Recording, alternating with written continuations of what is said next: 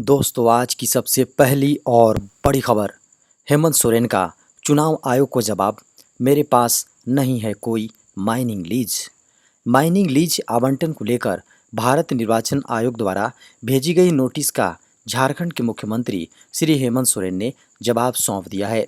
विशेष प्रतिनिधियों के जरिए आयोग को भेजे गए जवाब में उन्होंने स्पष्ट किया है कि उनके पास फिलहाल कोई माइनिंग लीज नहीं है। बड़ी खबर है, झारखंड में 26 मई तक बारिश की संभावना। झारखंड में 26 मई तक बारिश की संभावना है। मौसम विभाग ने येलो अलर्ट जारी कर जानकारी दी है। दक्षिण पश्चिम क्षेत्र में मानसून सक्रिय होने के साथ बंगाल की खाड़ी में लो प्रेशर एरिया बन गया है, जिसका झारखंड के मौसम पर असर दिखने लगा है। मौसम विभाग से मिली जानकारी के अनुसार अगले 3 से 4 दिनों तक झारखंड में बादल छाए रहेंगे। कुछ इलाकों में 40 से 50 किलोमीटर प्रति घंटे की रफ्तार से हवाएं चलने की आशंका जताई गई हैं। बड़ी खबर है, 5 दिन बढ़ाई गई पूजा सिंघल की रिमांड। सीए सुमन को भेजा गया जेल। आईएएस अधिकारी पूजा सिंघल की रिमांड की अवधि को 5 दिनों के लिए बढ़ा दिया गया है, जबकि सीए सुमन को जेल भेज दिया गया है। इससे पहले दोनों को रिमांड अवधि दोनों की रिमांड अवधि खत्म होने के बाद ईडी कोर्ट में पेश किया गया, जहां मामले की सुनवाई के बाद आईएएस पूजा सिंघल को 5 दिन की रिमांड पर भेज दिया गया है। बड़ी खबर है, हेमंत सोरेन के माइनिंग लीज मामले में 24 को करेगा सुप्रीम कोर्ट सुनवाई। सुप्रीम कोर्ट ने माइनिंग लीज मामले में झारखंड उच्च न्यायालय में चल रही कार्रवाई के खिलाफ राज्य सरकार की याचिका पर सुनवाई 24 मई के लिए टाल दी है। झारखंड के सीएम हेमंत सोरेन को मिले माइनिंग पट्टे की ईडी जांच कर रही है। झारखंड उच्च न्यायालय ने ईडी से सीलबंद लिफाफे में रिपोर्ट मांगी है। झारखंड सरकार की ओर से पेश वरिष्ठ वकील कपिल सिब्बल ने कहा कि आज ही सुप्रीम कोर्ट ने एक मामले में सीलबंद लिफाफे में दाखिल की गई रिपोर्ट को लेकर एक फैसला किया है। दोस्तों बेहद बड़ी खबर सामने है। लालू राबड़ी और मीसा के 17 ठिकानों पर सीबीआई की रेड। बिहार के पूर्व मुख्यमंत्री लालू प्रसाद यादव और उनके परिवार के पटना और दिल्ली समेत 17 ठिकानों पर सीबीआई ने रेड डाले हैं। रेलवे भर्ती बोर्ड में हुई गड़बड़ी के मामले में ये कार्रवाई हुई है। बताया जा रहा है कि लालू यादव, उनकी पत्नी राबड़ी देवी और बेटी मीसा भारती के पटना, गोपालगंज और दिल्ली स्थित जगहों पर ये छापेमारी की जा रही है। पटना में सीबीआई की 8 सदस्यीय टीम 10 सर्कुलर रोड स्थित राबड़ी आवास पहुंची। टीम में महिला और पुरुष दोनों अधिकारी ही शामिल हैं।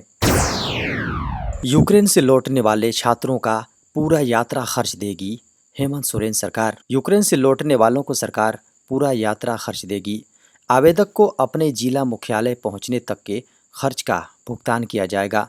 झारखंड आपदा प्रबंधन प्राधिकार ने इस संबंध में पूर्वी सिंहभूम सहित सभी जिला प्रशासन को निर्देश दिए हैं। प्राधिकार की ओर से भेजी गई चिट्ठी के बाद जिला प्रशासन ने यूक्रेन से लौटने वालों को फोन कर आवेदन करने के लिए कहा है।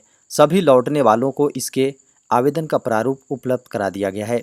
सभी आवेदन जमा हो जाने के बाद उसे आपदा प्रबंधन प्राधिकार को भेजा जाएगा। साथ ही प्रशासन को अपने बैंक अकाउंट का विवरण देने के लिए कहा गया है। दोस्तों बड़ी खबर है, झारखंड पंचायत चुनाव में अब तक 39% सीटों पर निर्विरोध जीते उम्मीदवार। झारखंड में हो रहे त्रिस्तरीय झारखंड पंचायत चुनाव में बड़े पैमाने पर निर्विरोध निर्वाचन हुआ है।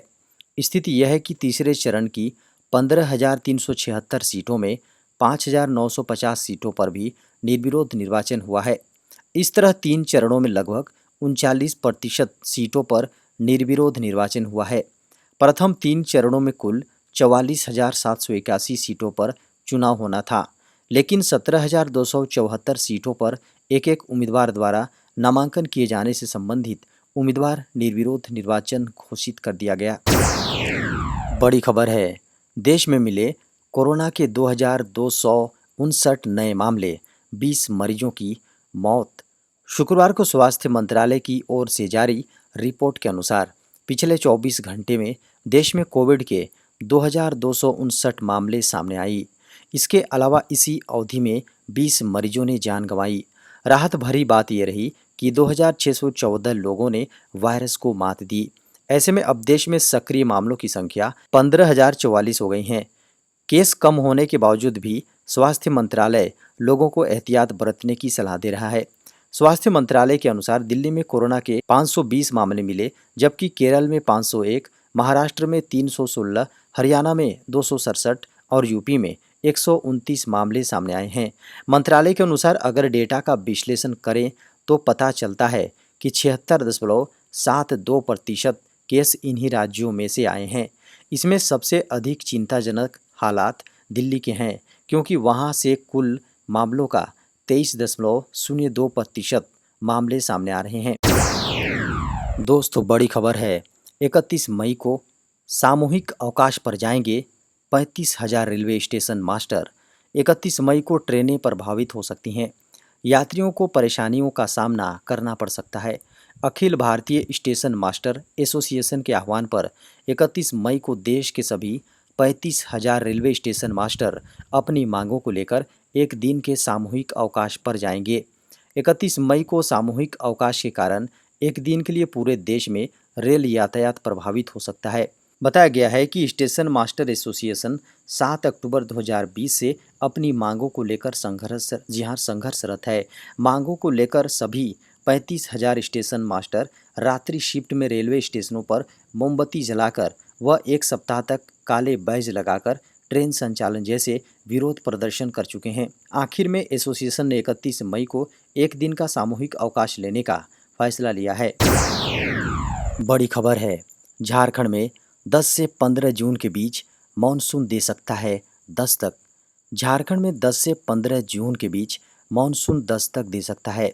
मौसम विभाग की खबरों को माने तो 17 मई से अंडमान में मानसून की बारिश शुरू हो गई है।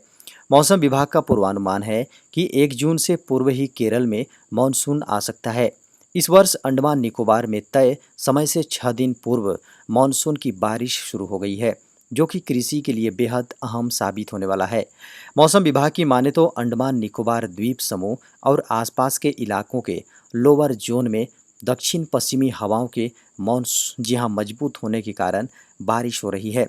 हालांकि अंडमान निकोबार द्वीपों पर मानसून की शुरुआत एक दिन देरी से हुई है। मौसम विभाग ने कहा है कि दक्षिण पश्चिम मानसून के अगले 2 से 3 दिनों के दौरान दक्षिण बंगाल की खाड़ी के कुछ और इलाकों, पूरे अंडमान सागर और अंडमान द्वीप समूह और पूर्व मध्य बंगाल की खाड़ी के कुछ हिस्सों में आगे बढ़ने के लिए परिस्थितियां अनुकूल हैं। लिहाजा इसका सीधा असर झारखंड के मौसम पर भी पड़ेगा। बड़ी खबर है। ओमिक्रॉन BA.4 ने भारत में दी दस्तक।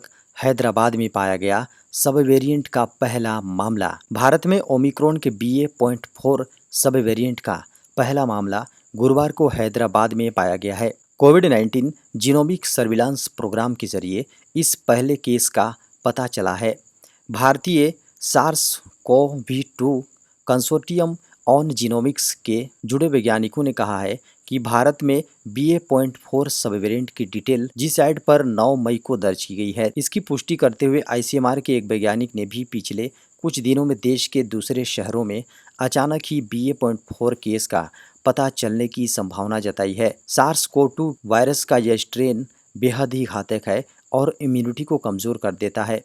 दक्षिण अफ्रीका में BA.2 सब वेरिएंट जैसे नए कोरोना वायरस संक्रमणों की एक बड़ी लहर पीछे भी ये स्ट्रेन ही जिम्मेदार था। गूगल पे, फोन पे जैसे मोबाइल वॉलेट से भी ATM से निकाल पाएंगे cash. Reserve bank of India ने ATM से कार्डलेस निकासी के लिए बैंकों और ATM ऑपरेटर्स को आदेश दिए हैं। RBI के निर्देश के बाद अब सभी बैंक और ATM ऑपरेटर को कार्डलेस कैश निकासी का इंतजार करना होगा। रिजर्व बैंक की ओर से लागू नियम के तहत कोई भी बैंक किसी भी बैंक के खाताधारक को यह सुविधा दे सकता है। इसके लिए NPCI को UPI इंटीग्रेशन का निर्देश आया है। अब ATM से कैश निकालने का तरीका वही होगा जो फिलहाल किसी दुकान में डिजिटल पेमेंट के लिए किया जाता है। हर ATM में स्क्रीन पर QR कोड स्कैन कोड होगा। उसे किसी भी मोबाइल वॉलेट से स्कैन करने के बाद 6 डिजिट का UPI कोड इंटर करना होगा, जिसके बाद पैसे निकाली जा सकेगी।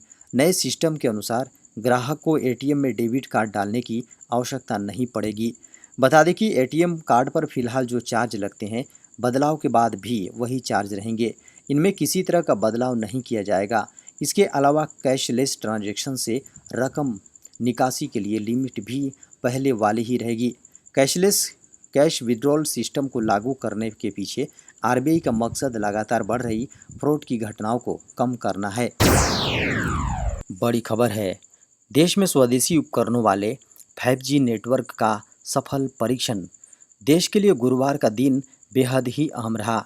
देश में स्वदेशी दूरसंचार उपकरणों के जरिए स्थापित 5G नेटवर्क का सफलतापूर्वक परीक्षण क्लियर हुआ है। केंद्रीय दूरसंचार मंत्री अश्विनी वैष्णव ने भारतीय प्रौद्योगिकी संस्थान मद्रास यानी IIT मद्रास में स्थापित परीक्षण नेटवर्क से पहले पहली 5G कॉल की। बता दें कि प्रधानमंत्री नरेंद्र मोदी ने मंगलवार को देश के पहले 5G बेस्ड बेड का उद्घाटन किया था। इसे IIT मद्रास के नेतृत्व में कुल 8 संस्थानों द्वारा बहु संस्थान सहयोगी परियोजना के रूप में विकसित किया गया है। वैष्णव ने इंटरनेट मीडिया पर एक पोस्ट में कहा कि आत्मनिर्भर 5G IIT मद्रास में 5G कॉल का सफलतापूर्वक परीक्षण किया गया। संपूर्ण नेटवर्क भारत में डिजाइन और विकसित किया गया है। दूरसंचार मंत्री ने स्वदेश में विकसित 5G टेक्नोलॉजी के उपकरणों पर वीडियो कॉल करने के बाद कहा कि प्रधानमंत्री का दृष्टिकोण साकार हुआ।